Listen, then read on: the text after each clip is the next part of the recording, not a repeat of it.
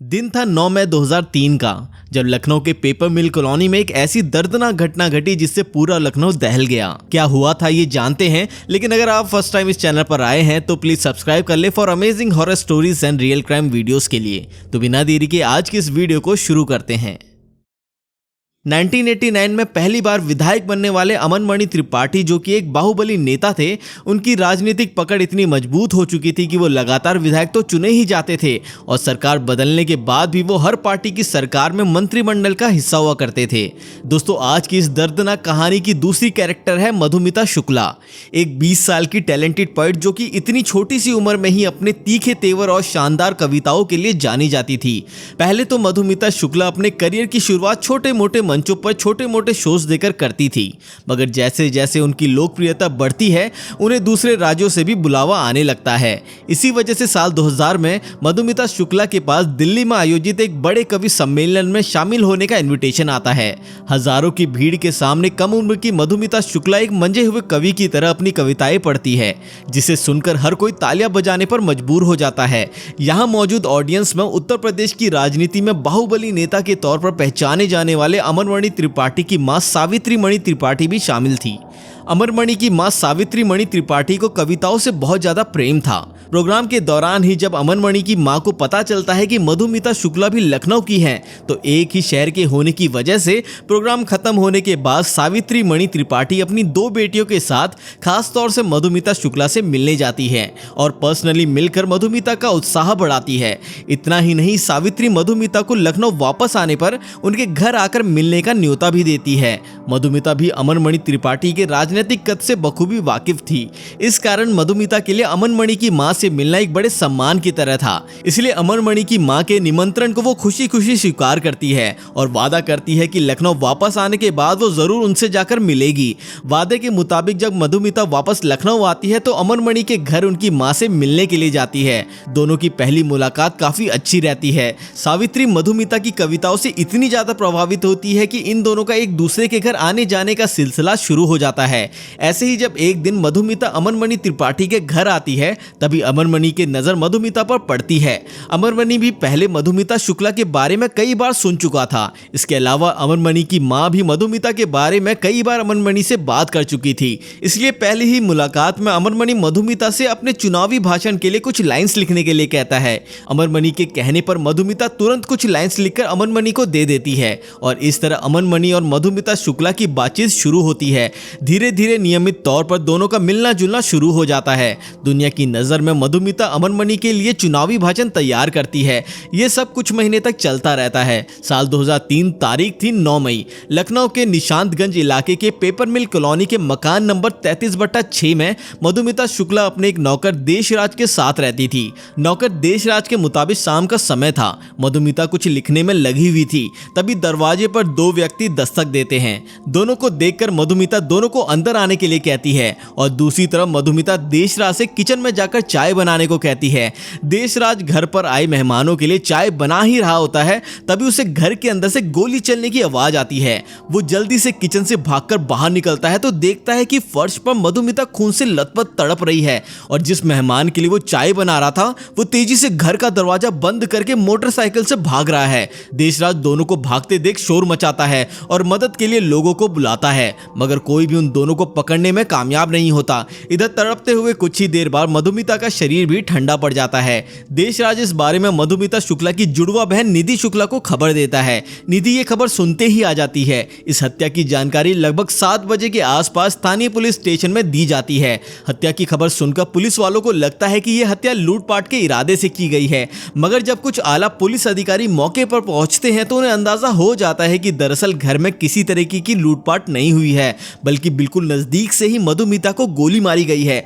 मौके पर पुलिस के कई आला अधिकारी पहुंचते हैं और मामले की जांच शुरू करते हैं। सबसे पहले स्थानीय पुलिस अधिकारी मधुमिता के कमरों की तलाशी लेते हैं, जहां से उन्हें मधुमिता का मोबाइल और कुछ पर्सनल डायरी मिलती है। घर से कुछ सबूत और सामान जब्त करके उन्हें जांच के लिए आगे भेज दिया जाता है, जबकि मधुमिता के शव को अगले दिन पोस्टमार्टम के लिए भेज दिया जाता है। बाद में खबर आती है कि जिस हॉस्पिटल में मधुमिता का पोस्टमार्टम होना था, वहां खुद अमर मणि त्रिपाठी अपने सहयोगियों के साथ आते हैं और पोस्टमार्टम अपनी निगरानी में करवाते हैं। न्यूज पोर्टल्स के मुताबिक ऐसा करने की वजह बताई जा रही थी कि अमनमणि त्रिपाठी की मां का मधुमिता शुक्ला के नजदीक होना और मधुमिता का अमनमणि त्रिपाठी के लिए भाषण लिखना। और दूसरा एंगल, लोग समझ रहे थे कि अमनमणि त्रिपाठी परिवार की हिम्मत बढ़ाने के लिए वहां मौजूद हैं।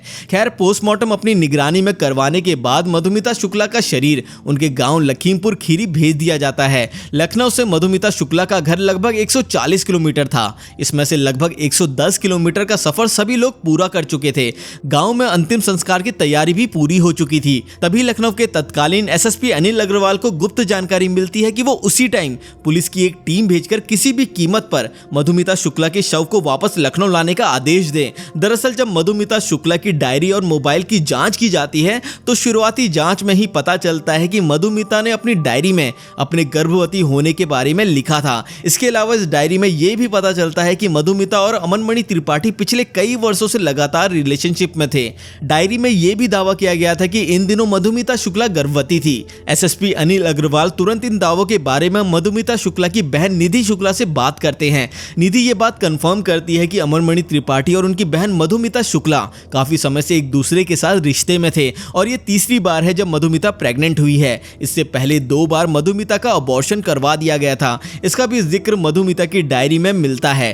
पुलिस अधिकारी को यह बात भी समझ आने लगी थी कि अमनमणि त्रिपाठी मधुमिता के अंतिम संस्कार में जल्दबाजी मधुमिता की हमदर्दी में नहीं बल्कि अपना गुनाह छुपाने के लिए कर रहा था। इसलिए वो जल्दी से जल्दी किसी भी कीमत पर मधुमिता का शव वापस लखनऊ लाने के लिए कहते हैं ताकि इस बात को कंफर्म किया जा सके कि मधुमिता वास्तव में प्रेग्नेंट है या नहीं, और अगर प्रेग्नेंट है तो उस बच्चे का पिता कौन है। अनिल अग्रवाल के आदेश पर फिर से वापस 110 किलोमीटर का सफर तय करने के बाद मधुमिता के शव को बेहद ही गुपचुप तरीके से वापस लखनऊ लाया जाता है तथा शुरुआती जांच में यह कंफर्म हो जाता है कि मधुमिता 7 महीने की प्रेग्नेंट है, जबकि पोस्टमार्टम रिपोर्ट में इस बात का कहीं भी जिक्र नहीं किया गया था क्योंकि पोस्टमार्टम रूम में मौजूदा अमनमणि त्रिपाठी ने दबाव डालकर शुरुआत में ही इस तथ्य को छिपा दिया था। अब एसपी अनिल अग्रवाल अपनी निगरानी में मधुमिता के गर्भ में पल रहे भ्रूण का डीएनए सैंपल कलेक्ट करवाते हैं ताकि इस बात का पता लगाया जा सके कि इस बच्चे का पिता कौन है। जैसा कि मधुमिता शुक्ला की डायरी में अमनमणि त्रिपाठी का जिक्र बच्चों के पिता के तौर पर था,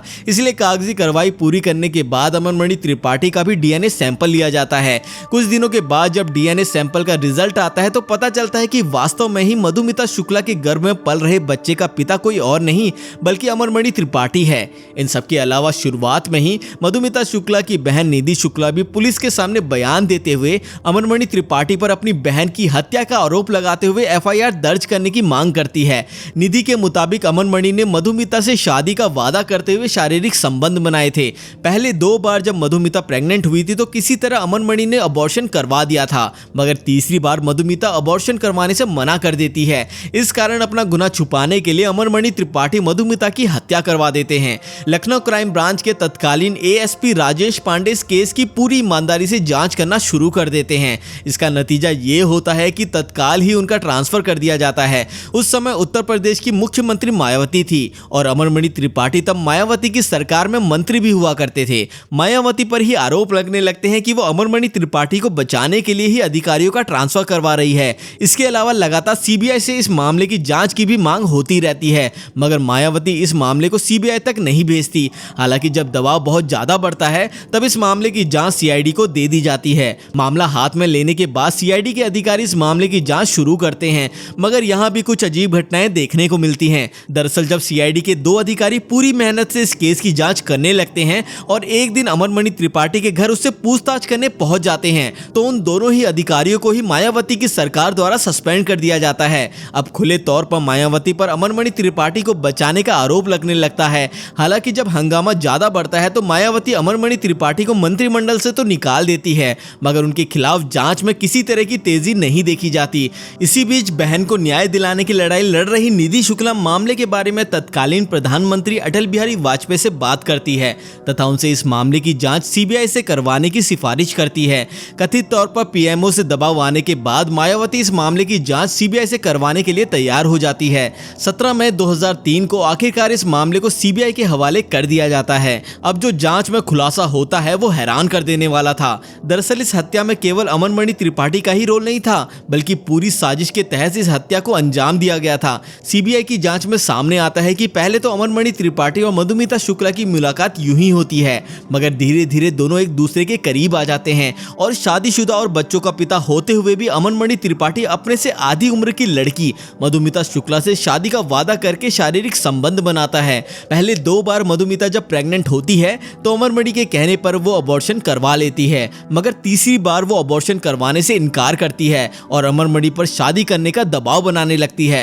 इधर इस बात की भनक अमनमणि की पत्नी मधुमणि त्रिपाठी को भी लग जाती है कि अमनमणि का चक्कर मधुमिता शुक्ला के साथ चल रहा है। इस बात को लेकर मधुमणि त्रिपाठी तथा अमनमणि त्रिपाठी के बीच काफी लड़ाइयां होती है, मगर अमनमणि अपनी पत्नी के इन आरोपों को नकारते हुए कहता है कि जैसा तुम समझ रही हो वैसा कुछ भी नहीं है। फिर भी मधुमणि को यकीन नहीं होता और वो अपने करीबी रिश्तेदार अपने भतीजे रोहित चतुर्वेदी से अमनमणि पर नजर रखने के लिए कहती है। हमेशा की तरह जब एक दिन अमनमणि मधुमिता शुक्ला के घर मिलने के लिए जाता है तो रोहित इस बात की जानकारी मधुमणि को दे देता है। मौके पर पहुंचकर मधुमणि रंगे हाथ अमनमणि को पकड़ लेती है। कथित तौर पर रंगे हाथ पकड़े जाने के बाद सारी सच्चाई अमनमणि अपनी पत्नी को बता देता है। यहाँ पर मधुमणि कहती है कि अगर मधुमिता शुक्ला को रास्ते से हटा दिया जाए तो पूरी समस्या ही खत्म हो जाएगी। इसी के बाद मधुमिता के कत्ल को प्लान करने के लिए अमनमणि की पत्नी मधुमणि त्रिपाठी मार्च 2003 में रोहित से मिलती है। रोहित मधुमिता को खत्म करने का काम संतोष राय नाम के एक व्यक्ति को देता है। इस सिलसिले में संतोष राय, रोहित चतुर्वेदी और मधुमणि की मुलाकात भी होती है।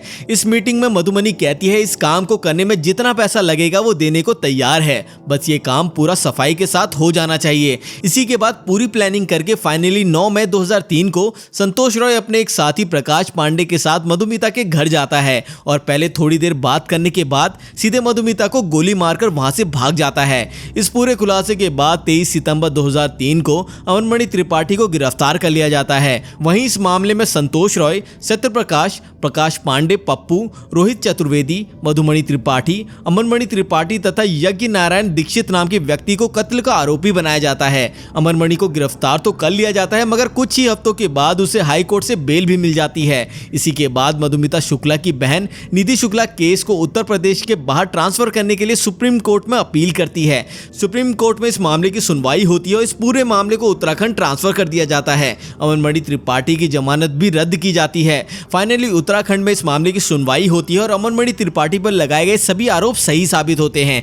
इस कारण 24 अक्टूबर 2007 को इस मामले में अमनमणि त्रिपाठी और उसकी पत्नी मधुमणि त्रिपाठी समेत कुछ 6 लोगों को दोषी करार दिया जाता है तथा सभी को उम्र कैद की सजा सुनाई जाती है। इसके बाद अमनमणि त्रिपाठी और उसकी पत्नी समेत बाकी आरोपी भी जेल में ही रहते हैं, मगर 2012 में इन सभी को उत्तराखंड की जेल से वापस गोरखपुर सेंट्रल जेल में ट्रांसफर कर दिया जाता है। कमाल की बात तो ये होती है कि उत्तर प्रदेश में वापस आते ही अमनमणि त्रिपाठी कुछ ही समय तक जेल में रहता है और उसके बाद बीमारी को आधार बनाकर खुद को बीआरडी मेडिकल कॉलेज में ट्रांसफर करवा लेता है। मधुमिता त्रिपाठी भी बीमारी के आधार पर इस बीआरडी मेडिकल कॉलेज के वीआईपी वार्ड में भर्ती हो जाती है। 2013 में अखिलेश यादव की सरकार में अमनमणि त्रिपाठी और दूसरे आरोपी सरकार से जेल से रिहा करने का अनुरोध करते हैं, मगर अखिलेश यादव की सरकार द्वारा इस मांग को नकार दिया जाता है। आपको जानकर हैरानी होगी कि 2023 तक अमनमणि त्रिपाठी अस्पताल और जेल में ही रहता था, मगर 2023 के अगस्त महीने में उत्तर प्रदेश की योगी आदित्यनाथ की सरकार ने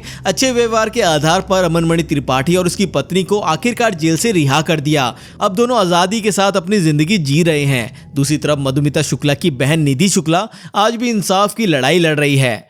तो दोस्तों, आप क्या सोचते हैं इस केस के बारे में? आपकी जो राय है वो हमें कमेंट सेक्शन में ज़रूर बताएं। अगर ये वीडियो पसंद आई तो वीडियो को लाइक कर दें। ऐसे ही क्राइम केसेस की पूरी जानकारी पाने के लिए हमारे चैनल को सब्सक्राइब करना बिल्कुल ना भूलें। तो मिलते हैं अगली वीडियो में।